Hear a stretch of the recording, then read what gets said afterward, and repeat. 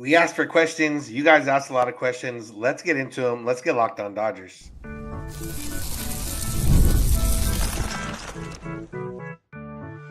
You are Locked On Dodgers, your daily Los Angeles Dodgers podcast. Part of the Locked On Podcast Network, your team every day.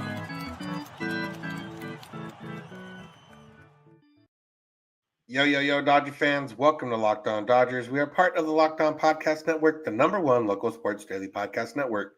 Locked On, your team every day. This is the daily podcast covering the World Series champion Los Angeles Dodgers, bringing you the smart fans' perspective on our boys in blue. You can find us wherever you get podcasts and on YouTube. All you got to do is search for Locked On Dodgers. You can become an everydayer by listening or watching every day, which can be made easier by subscribing and get notified when our episodes are ready or when we're going live on YouTube like we are here on Wednesday night. If this is your first time listening or watching, welcome. You are missing someone. I'm Vince Samperio, usually joined by Jeff Snyder, but Jeff was busy being a dad today. And shout out to his kids' travel ball team winning the championship in Arizona, but that meant Jeff had to stay later and drive home. So you got me here today, but Jeff and I are both lifelong Dodger fans. We've been doing this podcast here for 6 years now, going into year 7. We've been covering the team for over a decade in our own ways, and we're here to talk Dodgers. And we are here to answer your questions. Or I guess I'm here to answer your questions. And we put out a call for questions to our insiders. We put out a call to questions to our Twitter followers, and we got a good amount of questions. We'll start with Chris Taylor because he was one of the hot topics in these questions, and we'll get into it kind of right away. We got one from an insider, Dan. He asked, with all the changes going on and trying to deal with CT3, are there any other moves out there the Dodgers are looking at? Are we good to go for a while? Sorry, Chris Taylor's name was in there, but not directly about Chris Taylor. Esteban from Whittier asked if there's a slight chance that a trade that would include Chris Taylor and who that player would be. Webcav1 asked, CT3 going to make the team or get released? And yeah, that's the last one to Chris Taylor. There's some Chris Taylor adjacent, but we'll talk about Taylor first.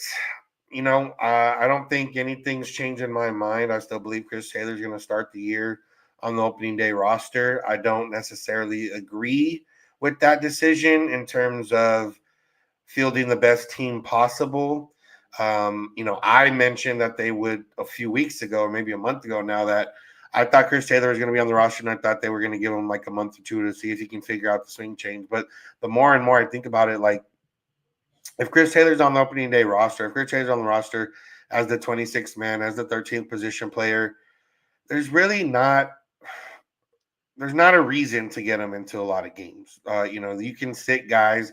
He can play once a week, maybe twice a week, but he's not really going to be able to get into a groove where he can work on what he needs to work on. And, I don't know if there's any – we can't say for sure that he's a lost cause. We can't say for sure that he's not a lost cause, but I think the resounding evidence from the last couple of years is that he's probably not going to return to the player he was before, and there's probably not a lot of reason to keep him around other than nostalgia and, versatility. If he didn't play multiple positions, he probably would have already been, dealt with in terms of a DFA or try to find a trade or whatever the case is.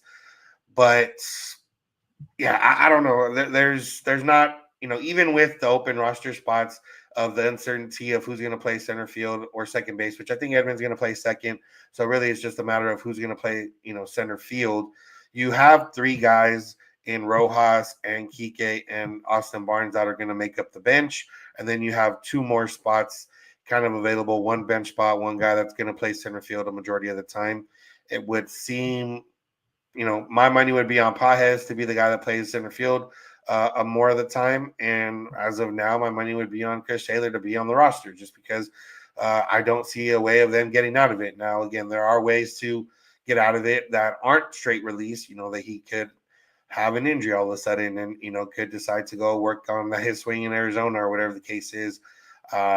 In terms of finding a trade for Chris Taylor, I don't know what, not even a lower level prospect. It'd have to be maybe cash considerations, player to be named later.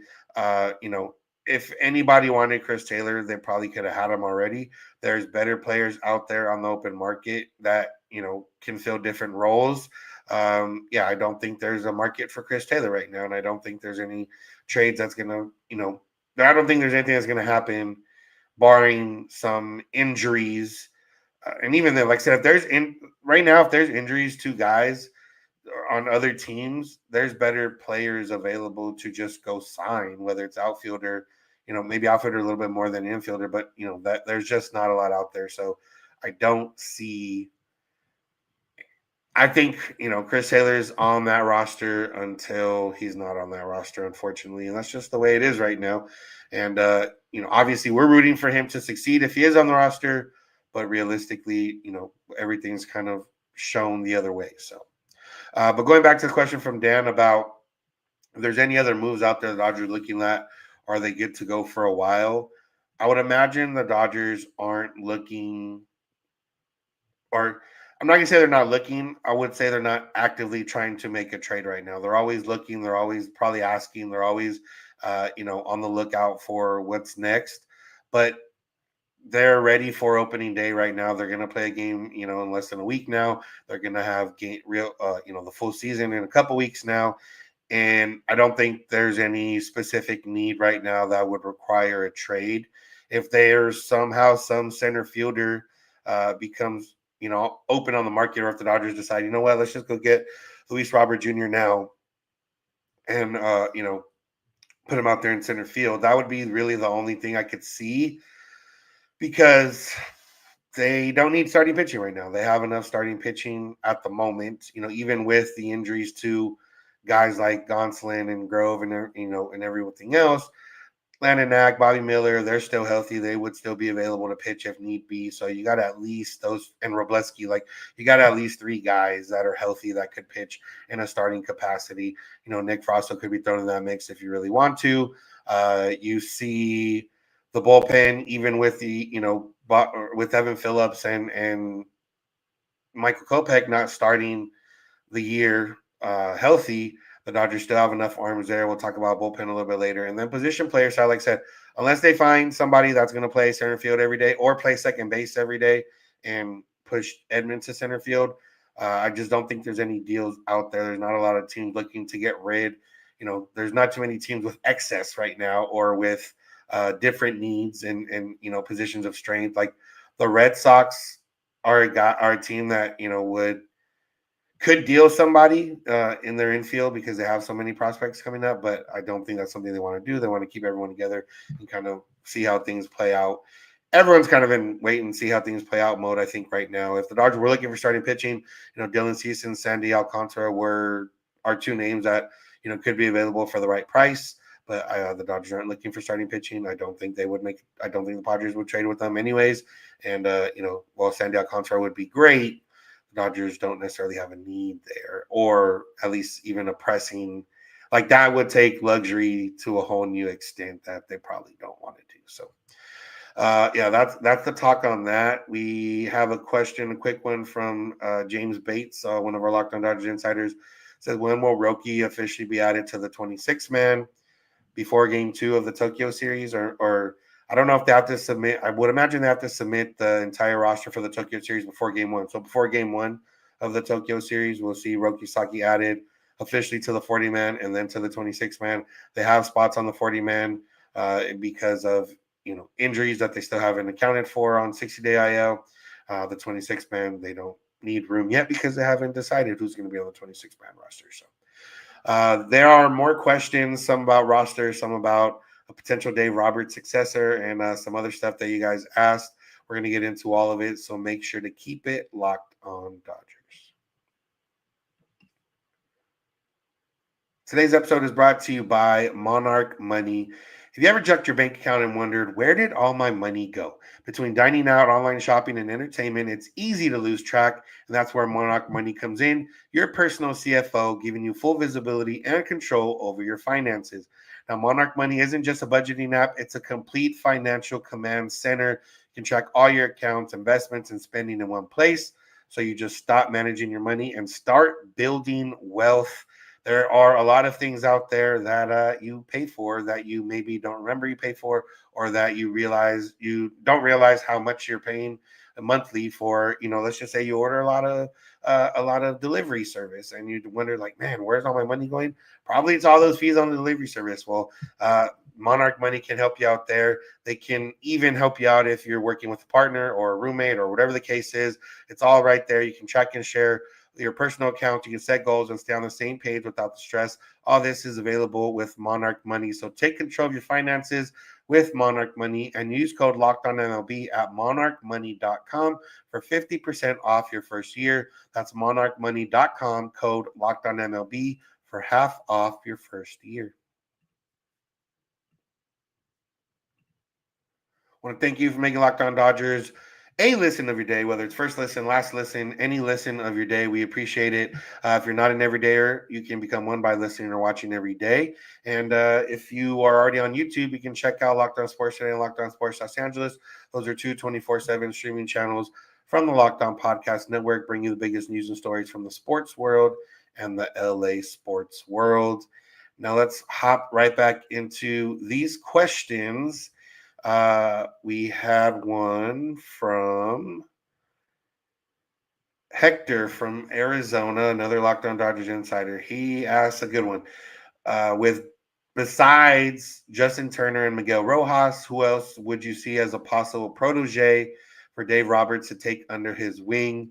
Hector adds that he personally thinks he's going to be around a long time, but it's a fun topic. And yeah, that is an interesting topic, something I hadn't really thought about before. Obviously, Justin Turner's name has been mentioned as, he'll come back and be a coach and maybe one day a manager. Realistically, Dave Roberts is young enough to where probably a player right now, or might more be a player earlier in his career rather than later in his career, that could be a protege, because I think Dave Roberts is going to be around for a while. He's signed through at least 2029. He won't be that old then. His kids are already grown, so it wouldn't be a matter of, I want to spend time with my kids that are growing up. Maybe if there's some grandkids in the mix at some point, maybe that's what make Dave Roberts decide. But it feels like Dave Roberts is around as long as he wants to be around. I don't really know, if a guy like Justin Turner or a guy like Miguel Rojas would want to sit around and wait for that. They could be involved in the organization for sure, but I don't know if there'd be managerial sites or they want to hang around that long for that. But Austin Barnes, catchers are always going to be guys you maybe gravitate toward a little bit more in terms of managers. We've seen a lot of catchers become managers just because they're used to game planning already. They're see game from a different perspective. You're kind of one of the captains out there when you're on defense.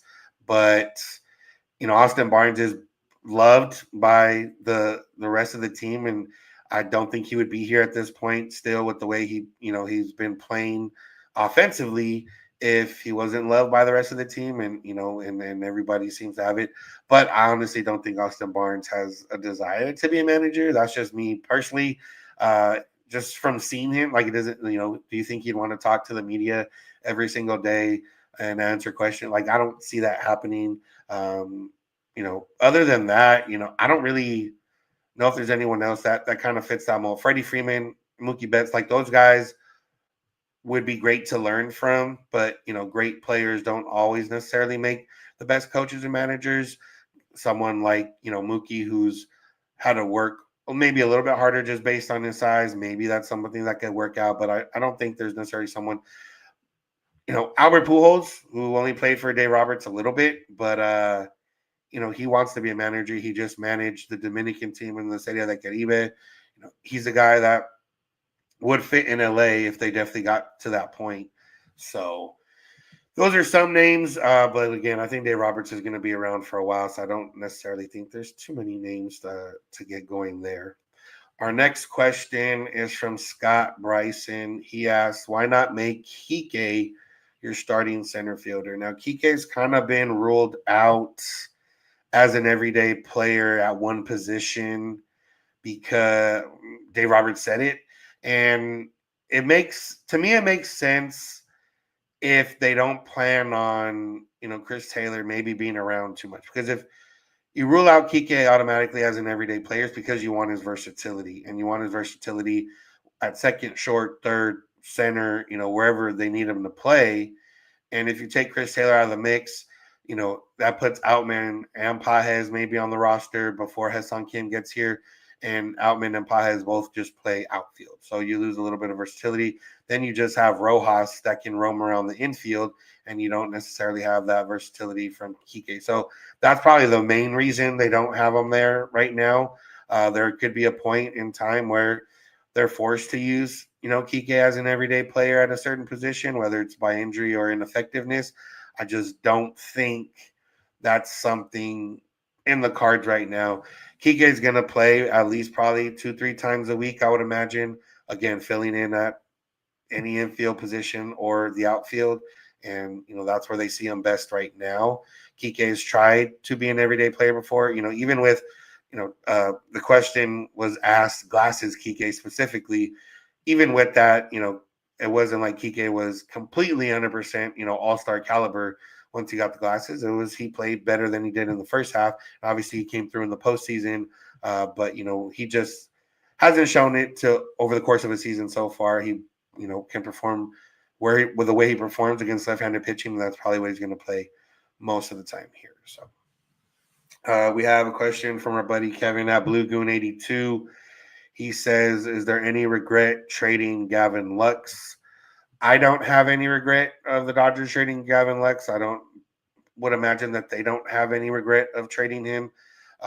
Even with the struggle, even with Haesung Kim starting the year in the minors, even with, Chris Taylor continuing to struggle, David Bodie not being on the 40-man roster or on the 26-man roster, like no chance for that.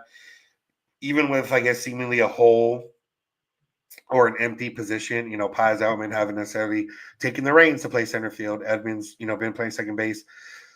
I don't think they regret it. I think that was the move they decided to make in the moment.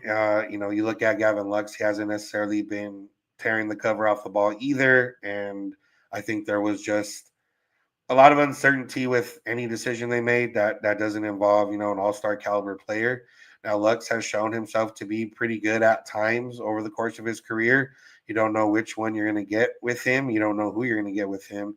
And, I again, if it was the trade deadline and they traded Gavin Lux in order to make room for Haesung Kim and then Haesung Kim didn't work, then yeah, maybe there's a little bit of regret there. But I just don't see the regret right now as it sits, in March. If they go the entire season and nobody is good in that center field second base role, then yeah, maybe there. And Gavin Lux has, a very good year. There could be regret at the, in hindsight, but I don't think there's any regret right now. And I don't really see the need for it at the moment. The Dodgers are going to be good, even if that offensively means they're good 1-8 and there's one spot that has a little bit of questions, or they're good. They're very, very good 1-5. They're, pretty solid 6-8. And then there's a question on your number 9 hitter or whatever the case is. So yeah, that's what I feel there. We have a question from Crafty Pope. He says, opening day bullpen should definitely include Blake Trinan, Tanner Scott, Alex Vesia, Kirby Yates, Anthony Bonda, and Ben Casparius. Who do I think earns those last 2 spots? Well, it's a little bit easier to answer based on who we've seen so far head to Japan. I mean, there's some guys there that maybe give a little bit of insight into that. And there's some guys that don't necessarily give some insight into that. Now, Nick Frosto, I saw him in one of the videos. He's traveling. Landon X traveling. Matt Sowers traveling.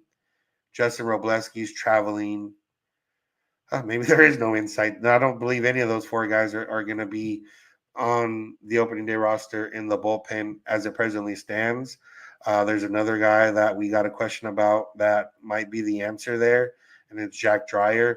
At Showtime LA 17 asked the thoughts about Jack Dreyer. I mean, we've talked about him a little bit more, obviously, recently.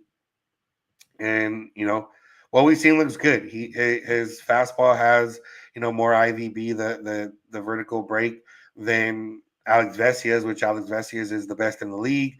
So, there's a lot to like there. He has maybe a little bit better off speed stuff than Vesia. He just hasn't necessarily had the platform to show it off yet.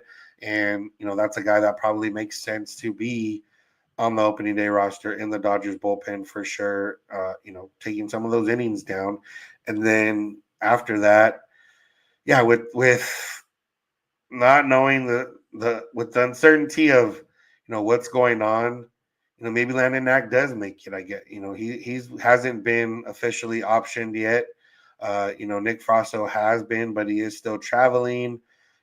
We have that's kind of it. Robleski and Landon Knack, one of those guys might be the other guy too.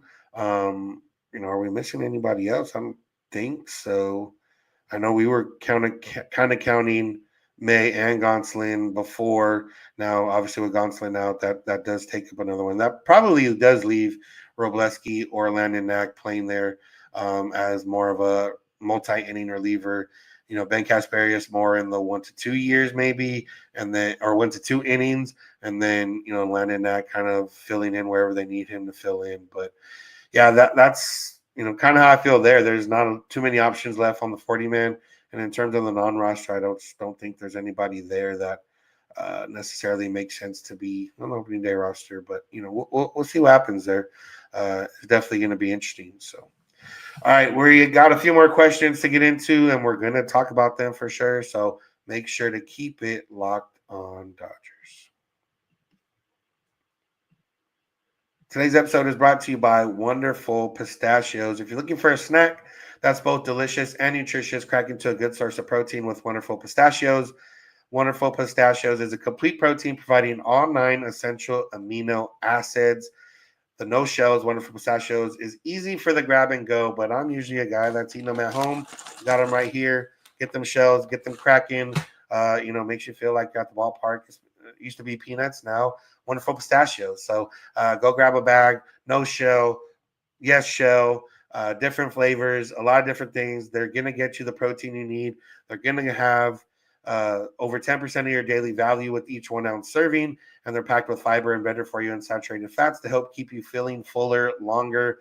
Wonderful Pistachios are there for you whenever you need them, whether it's a snack, whether it's a quick meal replacement if you're on the go, whether it's some to ease your stress if you're gonna watch Dodger baseball at 3 a.m. next week. So get snacking and get cracking with the snack that packs a protein punch. Visit wonderfulpistachios.com to learn more. I want to thank you for being an everydayer. If you are one, an everydayer, just someone that listens or watches every day. We appreciate you, those of you that already are an everydayer. We appreciate those of you that are trying to become an everydayer. And we appreciate everybody that's here right now, live on YouTube, or if you're listening on Thursday morning or whatever the case is, we appreciate it. If you want to go beyond the podcast, you can become a Locked On Dodgers insider by going to joinsubtext.com/LockedOnDodgers. Get text directly from us, keeping you up to date with the Dodgers, and get an invite to our exclusive Discord server where you can talk with other Locked On Dodgers insiders. So go do that, and let's get back into these questions. We have one from T. Ryan, LA. He says, if all of our starting pitching is healthy in July, what does the rotation look like and who goes to the pen? Now, if by some miracle all the starting pitching is healthy in July, I think that it would mean Clayton Kershaw is healthy and ready to go, and obviously Shohei Ohtani is ready to go. Then you go to a 6-man rotation, and if everyone's healthy, it's going to be Blake Snell, Yamamoto, Tyler Glasnow, Roki Sasaki, Shohei Ohtani, and Clayton Kershaw. And what that means is, Dustin May, if he's still healthy at that point, which the question says he would be, I think he would move to a bullpen role. And then, we'd have to decide who works the bullpen role from there. But, the question was starting rotation, who goes to the bullpen? I think that'd be the answer. Tony Gonsolin at that point, maybe would use one of his last option and be down in OKC and ready to go in case something happens. And that's how it would go. Like if those 6 guys are healthy at any point, those will be the 6 guys in the starting rotation, I would imagine. All right. Next question is from another one from our buddy Blue Goon 82. He says, "Who do you want to win the last starting spot? Who do you think the team will pick? Pajes, Outman, Kike, or Rojas?" Well, Kike and Rojas are for sure in. Austin Barnes being the other one. So that leaves two spots for Pajes. Oh, last starting spot. Sorry. I read roster spot. Last starting spot. If I was setting a lineup right now, I would have Keegan. Me personally would be Keegan in center field and Edmund at second base, and that would be where I go. Who do I think the team will pick? I think it's going to be Pajes starting the majority of the games in center field at the moment, and I think whoever else will fill in. I think Outman. If I believe Chris Taylor's going to be on the roster, then I think that means Outman goes to AAA, and that's how I feel. And who do I think the team will go with? I think that's the way it goes right now. Barring some decision with Chris Taylor that involves either being injured or getting DFA'd or somehow being traded, which I don't think is going to happen. So. Next question from MGAAX on Twitter. He asks, "Will David Bodie opt out?" We don't know what David Bodie's contract entails yet. We don't know when there is an opt-out date, if there is an opt-out date. But if the opt-out date was April 1st, I think maybe he'd opt out at this point if he's not going to be on the opening day roster on March 27th. If the opt-out date is May 1st, I think he might be on the roster by then. If the opt-out date is June 1st, I think he might be on the roster by then. I think if he's not in the major leagues and having really good success in AAA, and there is an opt-out date within the first couple months, I believe he probably would opt out because at that point he would have options and probably be able to get, maybe not a guaranteed starting spot, but at least some guaranteed playing time on another team. And as much as you want to be on the Dodgers, if you're a player, you probably want to be in the major leagues also. So that's just nature of how that goes for guys on minor league deals. One question from Alex99. He says, "Will the Dodgers trade for Trout?" I don't believe so. I don't think Artie Moreno would ever do that unless the Dodgers said, "Hey, that 50 mil that you said you lose every year, we're gonna give you 75 mil, so you're not losing money year over year, and then we're gonna trade Trout, and then we're gonna give you, some of our lower level prospects because we're helping you out with so much money." But I don't think that happens. I don't think, unfortunately for Trout, I don't think he gets traded out of Anaheim, and I think he. As much as I'm on the side of I hope they do play well and make the playoffs, I don't see it happening this year. It could happen in, the future, but I just don't see it happening there. All right. Last question on the day is a question that I think Jeff's had started for a while that we just haven't got to from an insider, David Z from Tennessee. And it's a more personal question for me. He said, I'd love to hear Vince talk about his experience working at Bleacher Report, more specifically on base. It's been cool watching that show develop over time. So, if you don't know my day job, I do work for Bleacher Report. I run their baseball brand, BR Walkoff.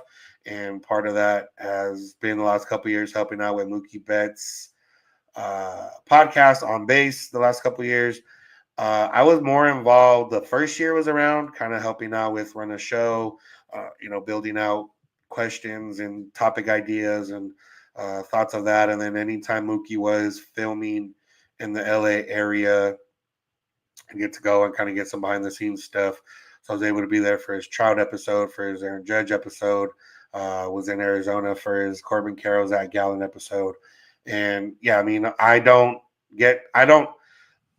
I work with Mookie, but not directly. He goes through the producer works with Mookie directly. I just kind of helped out build out, any scripts or anything like that. And that's the way that goes. Mookie's a fun guy. He's cool. He's continued to get better in his role as a podcast. Well, not a podcaster, but like as an interviewer and as someone who flips the side of the media. I know a lot of fans, maybe not a lot, but there's a vocal majority of fans that don't love that he does a podcast during season with guys that he's going to play against or just played against. But as he said, he's not going to be working on his game the whole time, anyways, and that's just the way it goes. And honestly, that's the way that goes. And with on base last year, a little bit more hands off, more working on the programming side of things in terms of like getting the clips cut out, getting the clips edited by our editing team, putting them out on social media, stuff like that. But yeah, I mean, it's obviously fun to work that close with Mookie Betts. It's obviously, a little bit easier for me being in LA to kind of be around a little bit more and, help where I can. And, it's been fun to see him continue to get better. And it's been fun to see like other players and see, even if it's a big name player, it doesn't always necessarily mean it's going to be the best content. And then sometimes you get a player that's not necessarily a big name player, but it's a really great episode because, they're very engaging or they, have really good stories behind the questions or they have, good anecdotes or sometimes, guys just click and they speak well with each other and, they have a good rapport back and forth. And then, you try to pull out some of the fun side of with them in terms of like, little games or activities or whatever else we can fit into an episode. And yeah, so that's kind of the quick answer there in terms of working there. We have a quick question here. Favorite guest Mookie's had on? Honestly, I really liked Mike Trout just because I don't think I've ever heard Mike Trout speak that much before. And he you learn some things. You learn that, I didn't really know that thing that he like loves weather and like maybe not necessarily chasing the twisters and tornadoes, but he like likes that stuff. I think a guy that stands out that may be underrated player, but like a really good guess was like Brandon Nimmo. He was pretty good in terms of being able to, have good stories and he had some fun stuff to bring up and fun stuff to talk about. So yeah, if you want to watch any of that, it's on Bleacher Report's YouTube page. Just search On Base with Mookie Betts. He's got 2 seasons worth of episodes, and it should be another season coming up with some great guests. So that's enough about that part. And I think I got to all the questions. And I know someone said I don't read the comments. I read them, but we haven't had too many questions. So I'm kind of letting you guys talk about the comments a little bit, just because it's a little harder when there's only one of us. So that's going to do it for today's episode. Thank y'all for listening. Thank you for making Locked On Dodgers your first listen of the day. Make sure to find us wherever you get podcasts and on YouTube. All you got to do is search for Locked On Dodgers. You can come in every day or by listening or watching every day, which can be made easier by subscribing or getting notified when episodes are ready. If you're on YouTube already, you can check out Locked On Sports Today and Locked On Sports Los Angeles, 2 24/7 streaming channels from the Locked On Podcast Network, bringing you the biggest news and stories from the sports world and the LA sports world. You can go beyond the podcast, become a Locked On Dodgers insider by going to joinsubtext.com/LockedOnDodgers. Get text directly from us, keeping you up to date with Dodgers. Get an invite to our exclusive Discord server to talk Dodgers with other Locked On Dodgers insiders. Remember, you can follow us on social media, Twitter, Instagram, and TikTok at Locked On Dodgers. Jeff's on Twitter at SnyDog. I'm at Vincent91. You can DM us any questions or comments. You can also send those via email, lockedondodgers@gmail.com, or leave us a voicemail, send us a text at 323-863-5625. We're here every weekday morning, and we hope you'll be here with us. When you get in your car, if you're at home, text my device, play podcast, Locked On Dodgers. And remember, you don't have to agree. You just have to listen. Have a good one.